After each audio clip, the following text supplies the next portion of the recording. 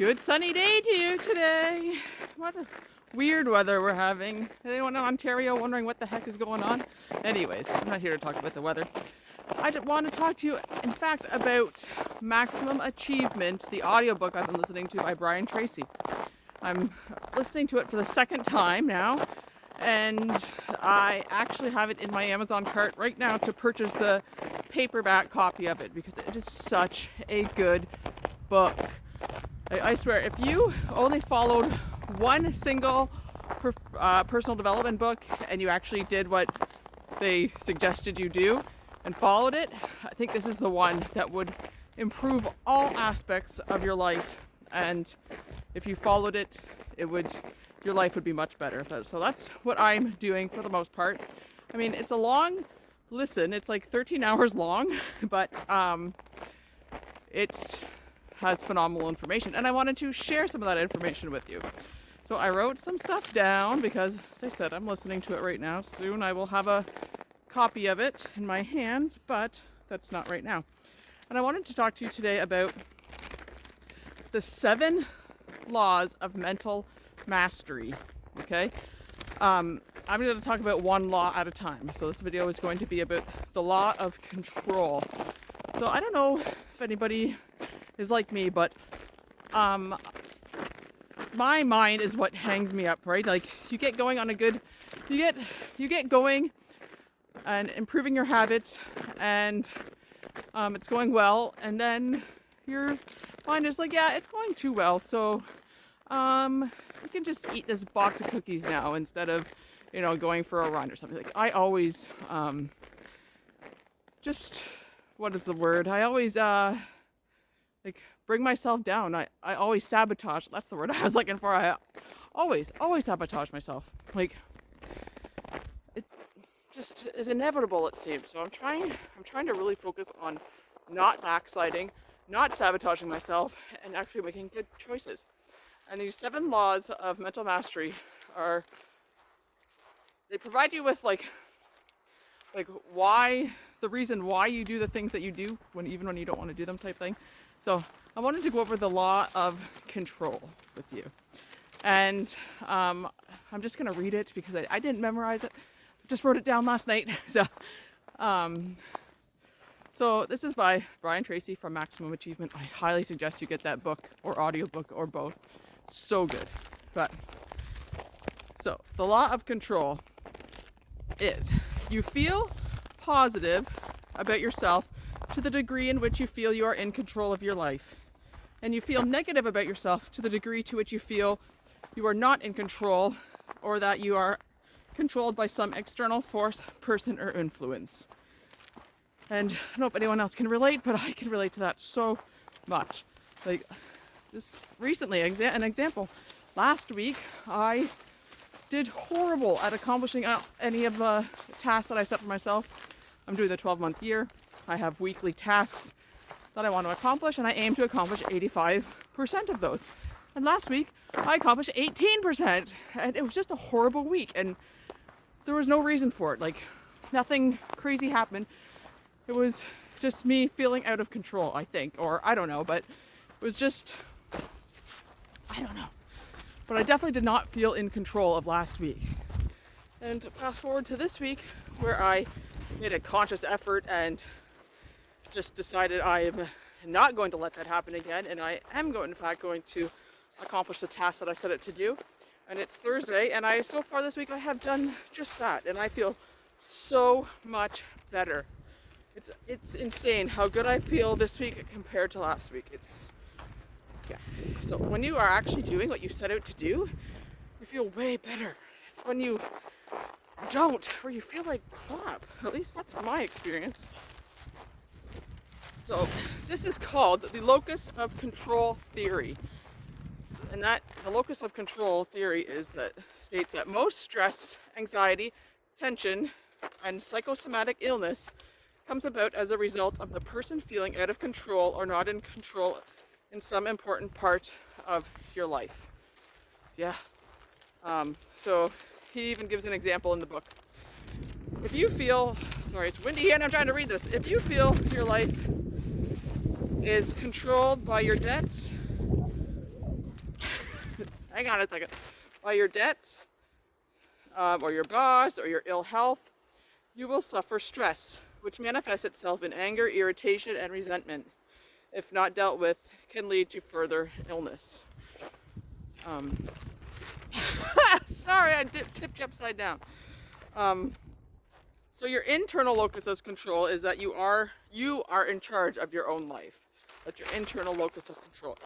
The external locus of control is you are controlled by others. Okay, so when you have an internal locus of control, you feel good about yourself because you're controlling what you're doing. When you're letting something else or some other extenuating external circumstance control you, that's when you start to feel out of control and like nothing is going right, and that you feel like you can't control it because you're letting something else control it, right? So control of your life begins with your thoughts, of which you have total control of. You know, your thoughts are your things. You know that saying, like your thoughts control your things and your feelings and everything else? It's so true. It's very true. So how you think about any situation is how you feel. Feelings determine your behavior. I felt so down last week, and my behavior showed it. I didn't do anything that I wanted to do, that I set it to do, and I said there was no reason for it, and I felt like crap. This week, I've been doing what I set out to do, and I feel so good. Like, it's crazy. I'm busy pretty much from when I wake up to when I go to bed. I don't really have time for like Netflix and all that stuff. But last week, I had tons of time for that. And you'd think I would have felt better just relaxing and taking it easy. No, I felt so much worse because I knew that I shouldn't be doing it. I had other things to do. It's not Netflix time. It was get to work time, and I just simply didn't do it. So this week has been a great week. So the way you think about your situation makes you feel the way you do, and you can control the way you think. 2 ways to gain control of any situation that is causing you stress or unhappiness is number 1, take action. Move forward, do something to change it. So that's what I did this week. I took action on the tasks that I can control, that I actually set for myself to do, and I'm actually doing them. And the other thing you can do to gain control of a situation is to walk away. You let go of a person or a situation and get busy doing something else. And truth be told, I did that as well this week because I'm dealing with a situation that is tough to deal with. The other person is